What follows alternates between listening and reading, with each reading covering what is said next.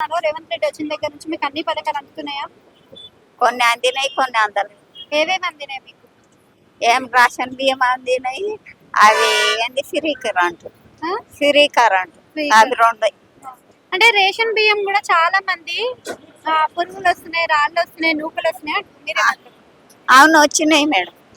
బియ్యం పురుగులు వస్తాయి, లక్క పురుగు వస్తుంది, మొక్క వాసన కొద్దిగా, ఎందుకంటే గోదాములలో ఇస్తారు కదా, మందు చల్లుతారు కదా, అట్లా వాసన వచ్చినాయి. తినలేకపోయినాము కొద్దిగా, ఇక దోశలు గీసెలు పోసుకొని అట్లా తిన్నాంలే. తిన్నాం. అంటే ఈ నెల సంది 3 నెలల బియ్యం ఒకటేసారి ఇస్తానని చెప్తుండు, మరి ఇస్తాడంటారా? ఇస్తే ఇచ్చిండు మేడం, వచ్చింది. ఈ నెల ఇచ్చిండు, మళ్ళీ ఇక ఏం చేస్తాడు. ఇప్పుడు ఫ్రీ బస్ కూడా ఇస్తుండు కదా, ఫ్రీ బస్ వల్ల ఉపయోగం ఉందంటారా, తీసేయాలా ఉంచాలంటారా? ఏమో ఫ్రీ బస్సుల తలకాయనప్పుడు ఉన్నాయి. ఏమంటే ఏది డబ్బులు ఇచ్చే, ఇక గుంపిచ్చుడు చేసుడు, వాళ్ళకు కూడా జాబ్ చేస్తారు, వాళ్ళకు కూడా టెన్షన్ ఉంటుందమ్మా. ఎందుకంటే పబ్లిక్ ఎక్కువ ఎక్కేట వరకు వాళ్ళకు కూడా బాధలు ఉంటాయి, ఎవరి బాధలు వాళ్ళకు ఉంటాయి, అట్లా ఉంటుంది.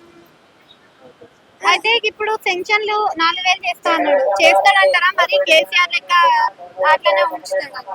ఏంటిది పెన్షన్ కూడా పెంచుతా అన్నాడు, 2000 ఉన్న పెన్షన్ 4000 చేస్తా అన్నాడు. పెన్షన్ ఏది ఇప్పుడు కరోనాలో అప్పటి నుంచి చచ్చిపోయిన వాళ్ళకు పింఛనే లేదు.